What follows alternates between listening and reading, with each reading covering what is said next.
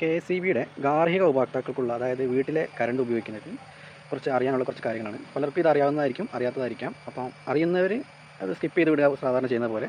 അല്ല, അറിയാത്തവർ ഇതൊന്ന് അറിഞ്ഞിരിക്കുന്നത് നല്ലതായിരിക്കും.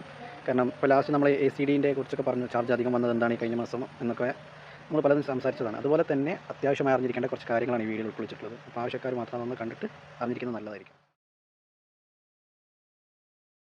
ഗാർഹിക ആവശ്യത്തിനുള്ള LTI ലോ ടെൻഷൻ വൈദ്യുതി കണക്ഷന്റെ താരിഫാണ്.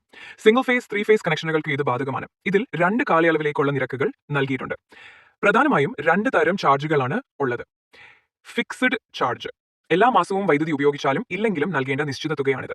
ഇത് സിംഗിൾ ഫേസ് 3 ഫേസ് കണക്ഷനുകൾക്ക് വ്യത്യസ്തമാണ്. എനർജി ചാർജ്, നിങ്ങൾ ഉപയോഗിക്കുന്ന വൈദ്യുതിയുടെ അളവ് യൂണിറ്റ് അനുസരിച്ച് നൽകേണ്ട തുകയാണിത്. താരിഫ് ഘടന, പട്ടികയെ 2 പ്രധാന ഭാഗങ്ങളായി തിരിച്ചിരിക്കുന്നു: ടെലിസ്കോപ്പിക്, നോൺ ടെലിസ്കോപ്പിക്.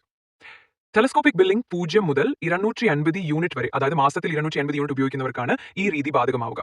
ഇവിടെ ഓരോ സ്ലാബിലുള്ള യൂണിറ്റിനും ആ സ്ലാബിലെ നിരക്ക് നൽകിയാൽ മതി. ഉദാഹരണം 5/12/2024 മുതൽ 31/3/2025 വരെ നിങ്ങൾ 120 യൂണിറ്റ് ആണ് ഉപയോഗിക്കുന്നതെങ്കിൽ ബിൽ കണക്കാക്കുന്നത് ഇങ്ങനെയാണ്: ആദ്യ 50 യൂണിറ്റിന് 3 രൂപ 30 പൈസ നിരക്കിൽ, അടുത്ത 50 യൂണിറ്റിന് 51 മുതൽ 100 യൂണിറ്റ് വരെ 4 രൂപ 5 പൈസ നിരക്കിൽ, ബാക്കിയുള്ള 20 യൂണിറ്റിന്, അതായത് 101 മുതൽ 150 യൂണിറ്റ് വരെ 5 രൂപ 20 പൈസ നിരക്കിൽ. ഇതിനൊപ്പം നിങ്ങളുടെ കണക്ഷൻ സിംഗിൾ അല്ലെങ്കിൽ 3 ഫേസ് അനുസരിച്ചുള്ള ഫിക്സഡ് ചാർജും ഉണ്ടാകും. നോൺ ടെലിസ്കോപ്പ് 250 യൂണിറ്റിന് മുകളിൽ, അതായത് മാസത്തിൽ 250 യൂണിറ്റിൽ കൂടുതൽ ഉപയോഗിക്കുന്നവർക്ക് ഈ രീതിയാണ് ബാധകമാവുക. ഇവിടെ നിങ്ങൾ ഉപയോഗിച്ച മൊത്തം യൂണിറ്റിനും നിങ്ങൾ എത്തിയ സ്ലാബിലെ ഉയർന്ന നിരക്ക് നൽകണം. ഉദാഹരണം 5/12/2024 മുതൽ 31/3/2025 വരെ നിങ്ങൾ 320 യൂണിറ്റാണ് ഉപയോഗിക്കുന്നതെങ്കിൽ നിങ്ങൾ 0 മുതൽ 350 യൂണിറ്റ് സ്ലാബിൽ വരും. അപ്പോൾ 320 യൂണിറ്റിനും 7 രൂപ 40 പൈസ എന്ന നിരക്ക് നൽകണം.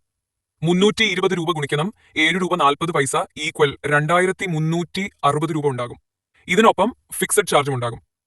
നിരക്കുകളിലെ മാറ്റം, പട്ടികയിൽ 2 കാലയളവുകളിലെ നിരക്കുകൾ നൽകിയിട്ടുണ്ട്: 5/12/2024 മുതൽ 31/3/2025 വരെ, 1/4/2025 മുതൽ 31/3/2027 വരെ. രണ്ടാമത്തെ കാലയളവിൽ ഫിക്സഡ് ചാർജിലും എനർജി ചാർജിലും വർധനവ് വരുത്തിയിട്ടുണ്ട്. ഉദാഹരണത്തിന് 51 മുതൽ 100 യൂണിറ്റ് സ്ലാബിലെ നിരക്ക് 4 രൂപ 15 പൈസയിൽ നിന്ന് 4 രൂപ 25 പൈസയായി ഉയരുന്നു. പ്രത്യേക ശ്രദ്ധയ്ക്ക്: BPL ഉപഭോക്താക്കൾ, ദാരിദ്ര്യ രേഖയ്ക്ക് താഴെയുള്ളവരും, കണക്റ്റഡ് ലോഡ് 1000 വാട്ട്സിൽ താഴെയും, മാസ ഉപഭോഗം 40 യൂണിറ്റിൽ താഴെയുമുള്ളവർക്ക് ഫിക്സഡ് ചാർജ് ബാധകമല്ല. ഇവർക്ക് 0 മുതൽ 40 യൂണിറ്റ് സ്ലാബിലെ നിരക്കായി 1 രൂപ 50 പൈസ ഓരോ യൂണിറ്റിന് നൽകിയാൽ മതി.